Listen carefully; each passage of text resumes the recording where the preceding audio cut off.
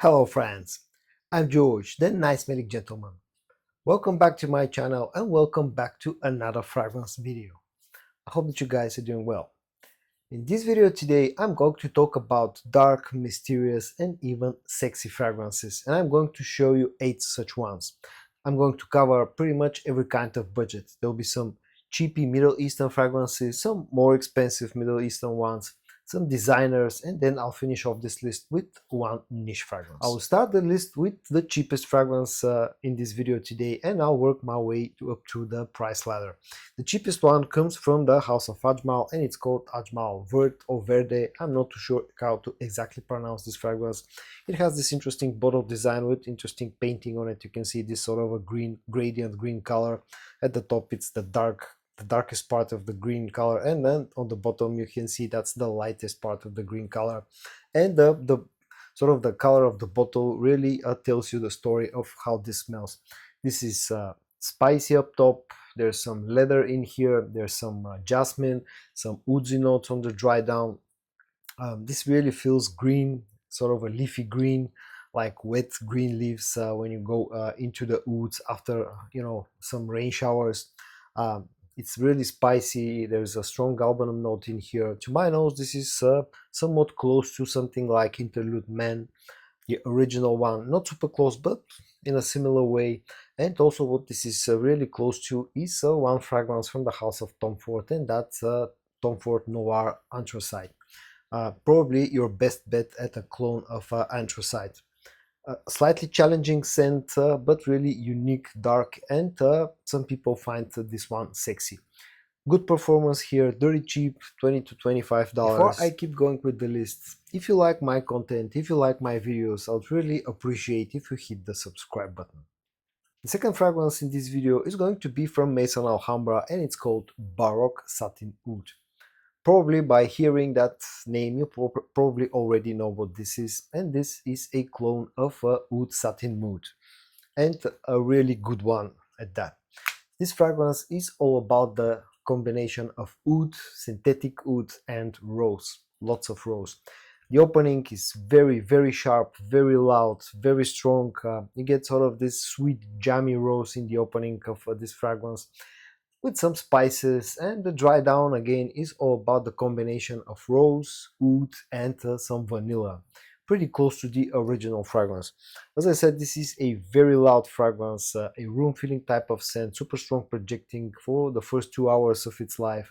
Total performance is not crazy long. I get about 8 hours out of it, but if you like this combination of rose and oud, and you're looking for a scent that is going to fill up a room for 2 hours, then definitely Baroq Satin Oud deserves some attention. The third fragrance is from the house of Zaafaran, and it's called Waffa. A really luxurious bottle and presentation you get with Waffa. Really unique and interesting scent profile, can be a bit challenging, especially in the opening. The opening of this fragrance is very floral, very green, very spicy, and as I said, quite challenging and strong. But once the first 5 to 10 minutes of this fragrance pass, once you've sprayed and 5 to 10 minutes have passed, this starts to settle down on your skin too. A very nice sort of sweet, sort of chocolatey, caramelly type of scent. Some people compare this to Black Phantom. I don't think this is a straight up clone to Black Phantom, but on the dry down, because of that chocolatey sweetness that you get with Waffa, it gets somewhat close to Black Phantom. But all in all, this is let's call it in a similar style to Black Phantom, especially the dry down. It's a bit of a dressed up type of fragrance, definitely more orientated towards nighttime usage. Performance here is good, projection is not super loud, but it's quite nice for about hour and a half, and total performance on my skin has been about 8 hours. The fourth fragrance in this video is going to be from Lattafa and their Pride line, and it's called Ishq Al Shuk Gold. A very interesting and unique scent we get with this one. It's dark, it's warm, and it's sweet. The opening is slightly spicy, slightly smoky. There's a strong saffron note in the opening of this fragrance, and then this dries down to an interesting combination of caramel, vanilla, amber, tonka bean with suede leather. Very strong suede leather note you get with this fragrance. There's a touch of muskiness somewhere in the background. Some people think that this smells like a burnt rubber, and yes, when I first got this, I was kind of getting the same vibe out of it, but with a few months of maceration, this thing has really evolved into a fantastic, warm and mysterious scent. Performance here is very good, 8, 9, even up to 10 hours of performance on skin with a pretty strong projection in the first hour and a half up to 2 hours. Price tag, this is a little bit more expensive because this is part of the higher line of fragrances from Lattafa, their pride line. The fifth fragrance is from the house of Zadig and Voltaire, and it's called This Is Him. An interesting looking bottle and a unique scent.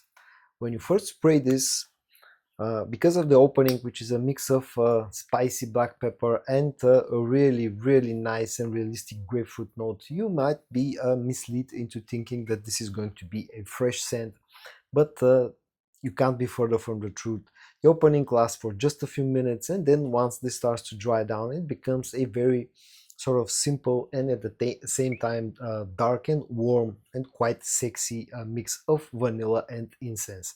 That's pretty much it what you get with this fragrance. There's a touch of sandalwood somewhere in the background, but it's all about the mix of vanilla and incense. Performance with this one is pretty decent. I get about 7 to 8 hours of performance on my skin. The problem with this one is probably the projection. It's sort of a moderate projecting fragrance. It's more of an intimate type of scent, but as I said, it's really warm, dark and really sexy. This fragrance comes from the house of Haramain, and it's part of their Amber Oud line, Amber Oud Black Edition. I've acquired this bottle pretty recently, about a month ago, a month and a half ago, and I've been pretty much blown by the scent profile of this fragrance. I absolutely love it. It's slightly fresh up top, very spicy on the dry down. You get cardamom, you get some lavender. There's some sweetness from vanilla and amber notes in here, a very strong leather note on the dry down of this one. And I also pick up a sort of an ashy tobacco vibe out of this fragrance. Very unique, very dark, but at the same time very sexy. Great performance with this fragrance. I get 9 to 10 hours of performance on my skin with a pretty good projection on for the first about hour and a half up to 2 hours, and this thing lasts really long, especially on clothes. It will last for days on clothes. The seventh fragrance in this video comes from the brand of Oros, and it's called Leather Gold. Now, Oros as a brand is a subsidiary of Sterling Perfumes, which are also owners of Armaf. So you can think of this one as a sort of the high-end line of Armaf fragrances. Now this one, the fragrance, the scent of this is all about, in the opening, the mix of strong saffron with sweet raspberry, and the dry down is all about the mix of leather, rose, oud and amber. Now if that scent profile sounds sort of familiar to you, then you probably guessed it right. This is a super high quality clone of Louis Vuitton's Ombre Nomade. Performance with this one is absolutely crazy. It's a beast mode performer. Projection is absolutely crazy. Beast mode projection for 2 to 3 hours. Room filling type of scent. Super high quality scent. Very dark, very mysterious, very dressed up scent as a whole. Price tag is a little bit more expensive, something like $60 to $70. And the last fragrance in this video, the 8th one, comes from the house of Amouage, and it's called Interlude Black Iris. This, of course, is a softer, sweeter version of the original Interlude Man. You get lots of the same thing that you get with the original, you know, the leather, the spices, the oud.